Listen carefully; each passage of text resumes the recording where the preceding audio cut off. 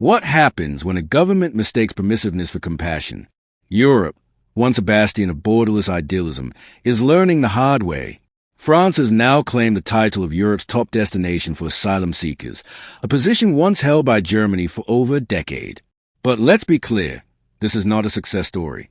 It's a symptom of political cowardice wrapped in moral posturing, a lesson in what happens when national interest is sacrificed at the altar of uncontrolled humanitarianism.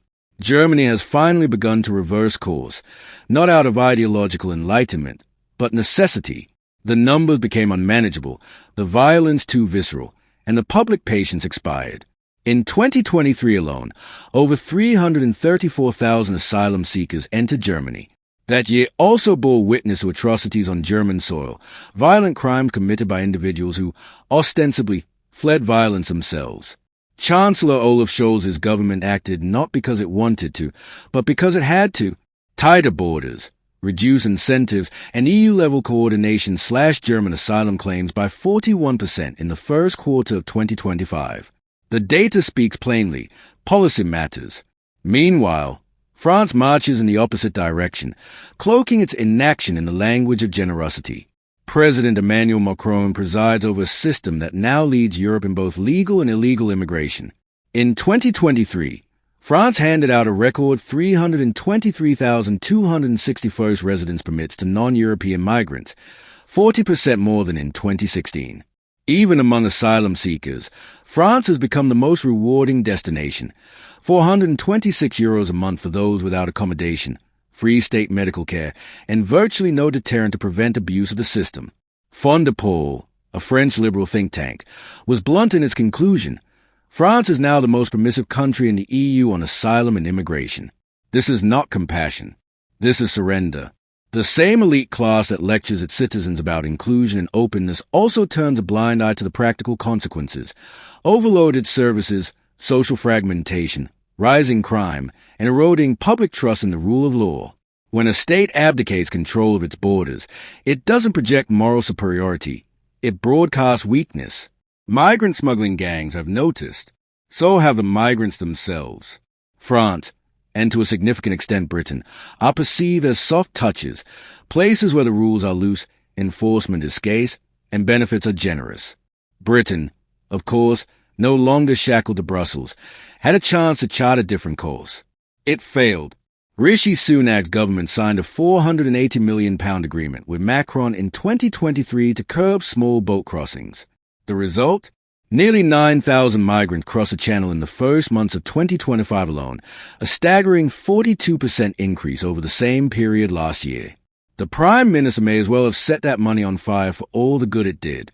Now, we hear of another ludicrous scheme, a one-for-one trade with France. For every legal migrant France sends to Britain under family reunification, Britain will return an illegal channel crosser. This is not a policy, it's bureaucratic theater. The very premise is flawed. One group wants to come to the UK. The other most certainly does not want to go back. Legal challenges will follow, and predictably, the courts will once again paralyze any real action. The public will be left watching another merry-go-round of empty announcements while the boats keep coming. Contrast all this with Denmark. Governed by a left-wing coalition since 2019, Denmark has not allowed ideological dogma to cloud its judgment. In 2024, it granted asylum to just 864 people, the lowest number in 4 decades. Not through cruelty, but clarity. Its so-called zero-refugee policy prioritizes control, deterrence, and the safeguarding of national integrity. It recognizes a reality the rest of Western Europe pretends doesn't exist, that a functional asylum system cannot coexist with unlimited intake and unlimited entitlements. Denmark's policy is not a silver bullet. It is, however, a working weapon in the war for sovereignty. The real question is whether Britain or France have the political will to follow suit. So far, the answer is a resounding no. British governments, Tory or otherwise, have grown addicted to delay, distraction, and performative outrage. Macron's France, for all its lofty speeches, cannot bring itself to say non. Both nations are trapped in a delusion that it is possible to be generous, open, secure, and in control all at once. It is not. Trade-offs are inevitable. Leaders must choose. And right now, Their choice is appeasement. This isn't just about immigration. It's about the character of nations. A country that cannot enforce its borders is not compassionate. It is incompetent. A government that cannot distinguish between the deserving and the opportunistic is not moral. It is reckless. And a political class that refuses to confront hard truths is not progressive. It is cowardly. There is a path forward, but it requires resolve. Europe does not need more summits, more slogans, or more schemes. It needs governments willing to do what Denmark has done, prioritize national interests, enforce the law, and reject the fiction that open borders and social stability can coexist.